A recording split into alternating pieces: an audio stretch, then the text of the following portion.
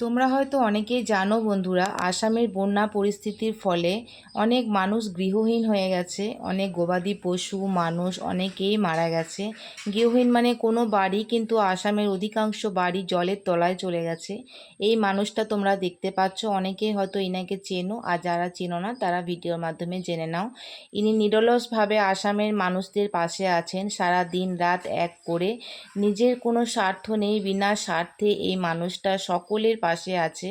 সারা দিন রাত এক করে বন্য প্রাণী, বন্য হিংস্র জন্তু সমস্ত কিছু তোয়াক্কা করে অন্ধকারের মধ্যে এই সমস্ত মানুষদের পাশে আছেন। তাদেরকে খাবার, জল, অন্ন, বস্ত্র, বাসস্থান, ইভেন বাসনপত্র সমস্ত কিছু দিয়ে যাচ্ছেন। শুধু এই মানুষগুলো নয়, অনেক অনেক মানুষের পাশে থাকেন ইনি। ইনি একজন মানে ভগবানের পাঠানো দূত বলতে পারো বন্ধুরা। নিজের জীবনে তোয়াক্কা করে না, প্রত্যেকটা মানুষের পাশে আছেন। তো তোমরা সকলে ইনার জন্য প্রার্থনা করো। ইনি যদি জীবনে বেঁচে থাকেন তাহলে হয়তো অনেক মানুষ ভালো থাকবেন, সুস্থ থাকবেন। তো আমি ভগবানের কাছে প্রার্থনা করি, ভগবান এই মানুষটাকে তুমি ভালো রেখো, সুস্থ রেখো। তোমার মতো মানুষ আর হয় না দাদা ভাই, তুমি ভালো থেকো।